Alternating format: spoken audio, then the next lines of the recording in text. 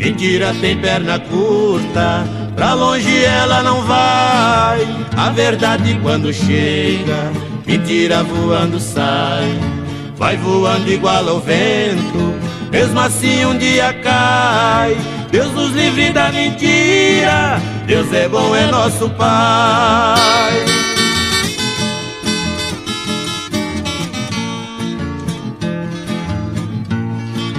Jesus enfrentou mentira no tempo dos fariseus. Mentira causou a morte de milhares de judeus. Eu sei que a verdade dói, mas ponho nos versos meus: a mentira é mãe do diabo, verdade é filha de Deus.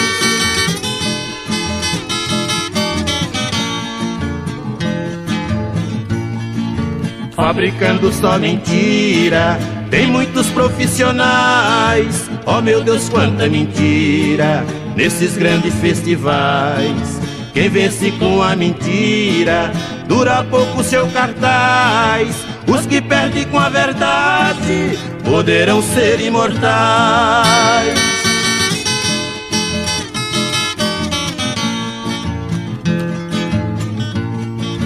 Tiradentes foi verdade nos tempos coloniais. Morreu pela independência, ficaram seus ideais.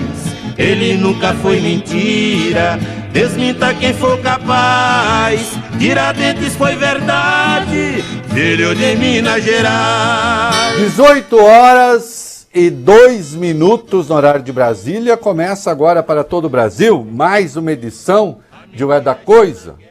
E, como dizemos sempre, se a coisa parece confusa, atrapalhada, vem para cá que a gente desconfunde, desatrapalha. Milhões de pessoas acompanham o programa pelo dial, mas você pode fazê-lo também pelas redes sociais, sempre rádio Band News FM ou no aplicativo Band Play. Por enquanto, Larissa Alves, boa noite, Bob Furuia, boa noite. Vocês viram com uma abertura um pouco mais sensualizada. Suave, assim, um negócio meio... É, uma coisa assim, mais suave, né? Ao som de Tião Carreiro e Pardinho, esta dupla maravilhosa da música de viola, na verdade, né? E do pagode, não o pagode, esse pagode próximo ao samba, nós estamos falando de um outro pagode. Depois, se você quiser, você pesquisa esse subgênero, que eles eram chamados os reis do pagode também. Dois violeiros extraordinários que faziam ali uma coisa de inversão de primeira voz com segunda voz, né? De maneira que aqui, nesse caso, a voz mais grave não é que faz a harmonia, a voz mais grave é aquela que aparece primeiro e a voz mais aguda faz a base harmônica e dá um som absolutamente espetacular, né? E aí, com uma música sobre a mentira e a verdade, gosto muito, até anotei aqui: quem vence com a mentira, dura pouco seu cartaz. Os que perdem com a verdade poderão ser imortais. Então, às vezes, é preciso ir na contracorrente. Fazer o quê? Né? Eu já fui muito na minha vida.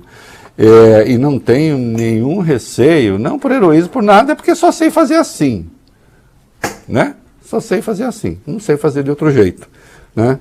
Não sei atender a outra coisa que não seja aquilo que é o fato e muitas vezes aquilo que é uma convicção a partir do fato. Né? O que não pode, precisa tomar cuidado, é para não formar uma convicção a partir de uma mentira.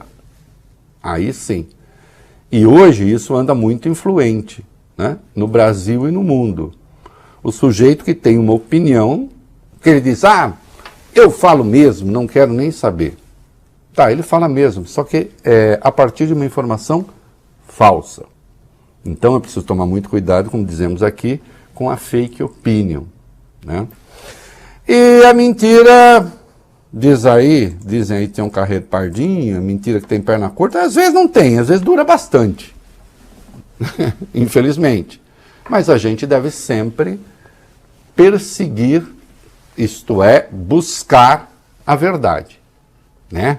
É a nossa tarefa, é a tarefa do jornalismo.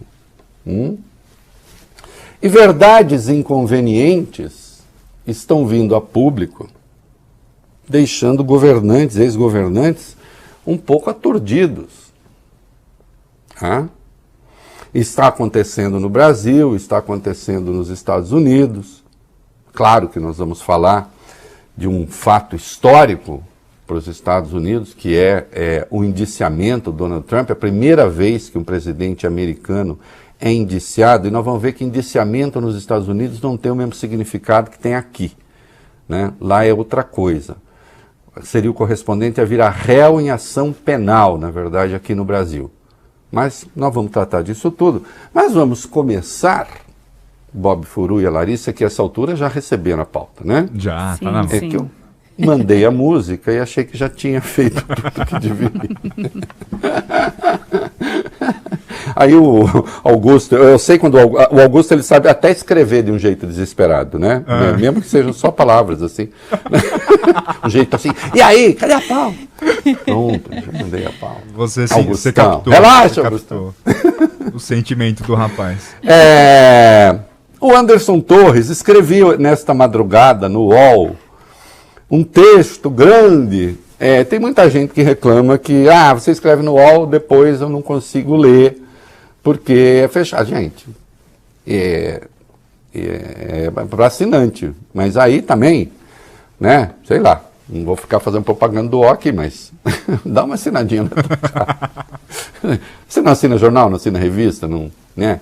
E vai para ler o Tio Rei, olha que maravilha, né? Bom, mas enfim.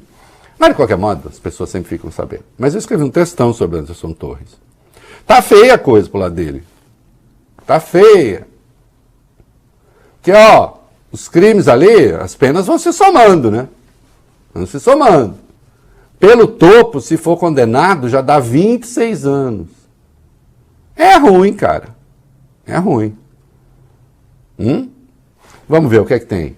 Vamos lá, como a gente informou ontem aqui, Rei, Polícia Federal está investigando uma viagem do ex-secretário de Segurança Pública do DF, ex-ministro da Justiça Anderson Torres, à Bahia, às vésperas do segundo turno das eleições do ano passado. Foi uma reunião com o superintendente da PF no estado, né, o Leandro Almada, para que a corporação atuasse nos bloqueios e blitz nas estradas no dia da disputa eleitoral. A suspeita é que essa reunião teria tido como objetivo, a gente informou aqui ontem, fechar uma estratégia para barrar eleitores do hoje presidente Lula. E essa suspeita aumentou depois que a PF descobriu um chamado Boletim de Inteligência, que teria sido produzido em outubro pela então diretora de Inteligência do Ministério da Justiça, uma mulher chamada Marília Alencar. É uma delegada que posteriormente trabalhou com Anderson Torres na Secretaria de Segurança do Distrito Federal. A equipe dela teria elaborado um mapeamento das cidades a serem alvos das ações da PRF e da própria Polícia Federal nesse dia do segundo turno. Tal mapeamento teria sido pautado pelo desempenho de Lula no primeiro turno. O resto é história, né, Rei? Bloqueio de estradas em estados da região Nordeste de fato aconteceu no dia do segundo turno. Olha, vamos ver. O Anderson Torres, a defesa dele sabe a essa altura, minha querida Larissa Alves, que já há depoimentos de servidores, inclusive da Polícia Federal, atestando que houve essa interferência. Que se saiba, ou tentativa de interferência no caso da PF, que se saiba a PF, mesmo a PF da Bahia, não se meteu na história. A Polícia Rodoviária Federal teve atuação, nós vimos, em todo o Nordeste, embora o ministro Alexandre de Moraes, do TSE, como presidente do TSE, tivesse determinado que não acontecesse. Né? Vê lá. E aí dizia assim, não, nós estamos vendo se os veículos estão em condições. Uma gente muito zelosa, né, Bob Furuia? Você sabe. Veículo fora de condição não pode. Não, o quê? Tá com pisca? Pisca tá queimado? Não vai votar. Né? Pisca do ônibus está queimado? Os 40 não vou votar. Não, não vai. Pneu meio careca? Não pode. Não. Onde já se viu votar com pisca queimado, meu Deus do céu? Ih, pneu que está careca, também não vai votar. Meio careca, também não pode. Meio careca. Não pode. Meio. Tá meio desgastado ali. Não. E também porque havia... não, ficamos sabendo que existe um esquema de compra de votos, né? Na Bahia, justamente onde o Lula obteve quase 70% dos votos, né? E aí, com esse mapeamento, também documentado. Mas isso é de extrema gravidade. É de extrema gravidade. Eu estou recomendando hoje, na minha coluna, no UOL, que o Anderson Torres resolva consultar a Lei 12.850, Bob Furui. A Lei 12.850 é a lei das organizações criminosas. E toda a seção 1 do capítulo 2 dessa lei é dedicada à delação premiada. Eu nem sou, como sabe toda a gente, tão fã assim da delação premiada. Não acho que seja uma coisa espetacular. Vejo problemas ali e já defendi que a lei seja mudada. Agora, ela existe. Qual é? A delação premiada tem um nome. O nome da lei da delação premiada, 12.850, é Lei das Organizações Criminosas. Parte-se, portanto, do princípio, né, qual é a natureza, o ethos da lei, né, gente que se articula para cometer crimes, então a tal da organização criminosa, e você põe ali um mecanismo para que um membro dessa organização denuncie os demais. Denunciando, portanto, e desarmando a arquitetura criminosa, denunciando, como costumamos dizer aqui, para cima, não para baixo. Né? Eu quero revelar aqui que tem um porteiro, né, que sabia que a gente fazia coisa errada aqui, mas ele não fez nada. Não, o porteiro não pode pagar por isso. Né? Denunciar para cima. Eu não sei se o Anderson Torres está disposto a arcar sozinho com as consequências de uma ação como essa, em tudo ficando comprovado. Mas já há mais do que simples suspeitas. Os fios da suspeita já constituem, como escrevi hoje, uma tessitura, um trançado. A tessitura é um vocábulo da música, mas também serve para designar um tecido, né? Uma trama de tecido, que vai além da acusação, da suspeita. Há indícios muito sérios.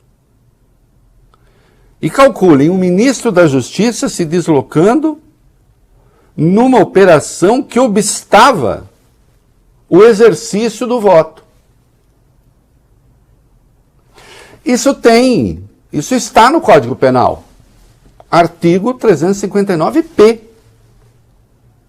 Acho que a defesa do Anderson Torres já apresentou a ele o artigo 359-P. Restringir, impedir ou dificultar com o emprego de violência física, sexual ou psicológica o exercício de direitos políticos a qualquer pessoa, em razão de seu sexo, raça, cor, etnia, religião ou procedência. A ação foi concentrada no Nordeste.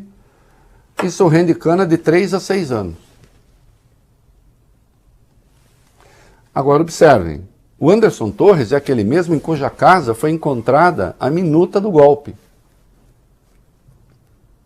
que previa a instauração de estado de defesa só no TSE. O que é uma coisa inacreditável que tenha sido redigida, mas foi e ele guardou. Que de fato, na Constituição, você pode decretar o estado de defesa em áreas localizadas. Mas não é assim, localizada no prédio. Vou decretar estado de defesa no prédio do Bob Furui e da Larissa Alves. Mas, como assim? Então não é estado de defesa, se tem alguma coisa ali, crime acontecendo ali. Mas o problema é que eles estavam, na verdade, decretando estado de defesa num poder. Ou pelo menos na seção de um poder, que é o judiciário, a seção eleitoral do Poder Judiciário. E ainda previa que, nós vamos fazer isso, vai ter uma comissão de 10 pessoas, que essa comissão vai substituir os ministros do TSE, e as decisões que elas tomarem não podem ser, não estão passíveis de recurso. Como se fosse o AI-5, elas decidem, está decidido, acabou, está fechado. Anderson Torres, isso estava na sua casa. Isso lhe foi entregue. E você disse, foi entregue pela minha secretária. A secretária disse, não entreguei nada. Não fui eu, não. Não sei quem foi, mas eu não fui. Né? Estava lá, guardada. Assim, digamos, numa área nobre das coisas pessoais dele. Alguém redigiu, alguém discutiu aquilo, já depois da eleição, já depois da vitória do Lula. Alguém tem de apresentar ao doutor o artigo 359-L. Tentar, com emprego de violência ou grave ameaça, abolir o Estado Democrático de Direito, impedindo ou restringindo o exercício dos poderes constitucionais. Ou não se estaria restringindo o exercício do Poder Judiciário aqui, sessão eleitoral? Sim ou não, Bob Furruia? Uhum. Oxe, sim. Oh. Estado de defesa? No prédio. no prédio TSE, em todos os prédios conexos a TSE, quer dizer, os TRS também poderiam. Uhum. Aí a pena é de 4 a 8 anos. Então, pelo topo, nós já estamos em 14. Anderson Torres. E aí, finalmente, por que é que se encontrou essa minuta? Porque teve um mandado de busca e apreensão decorrente dos atos de 8 de janeiro. Anderson Torres, secretário de Segurança do Distrito Federal, assumiu, viajou para os Estados Unidos e há evidências de que atuou para que a PM tivesse um Distrito Federal aquele desempenho lamentável. Razão porque teve a prisão preventiva decretada. Tá certo? Alguém precisa apresentar ao doutor o artigo 359-M. Tentar depor por meio de violência ou grave ameaça o governo legitimamente constituído. Pena de 4 a 12 anos. Como nós já estávamos em 14 pelo topo, nós estamos aqui em 16, já são 26 anos.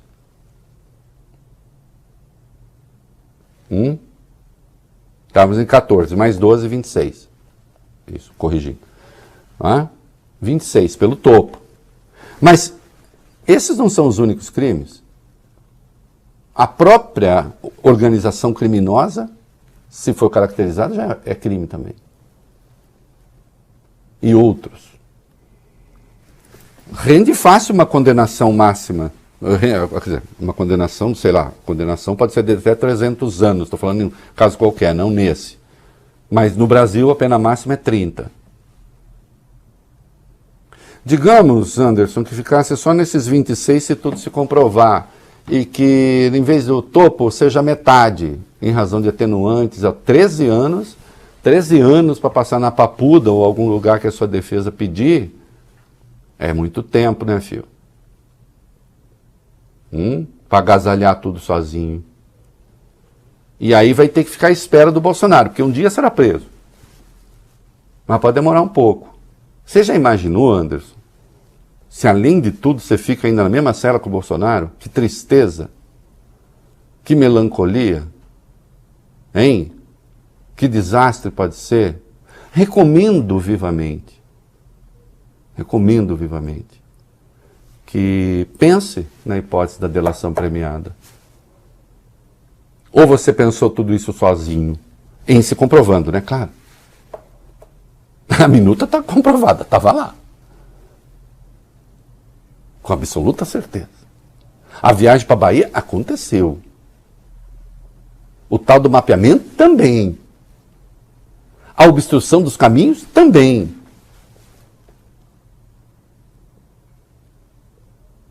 PRF subordinado ao Ministério da Justiça. Do ponto de vista funcional. Olha só.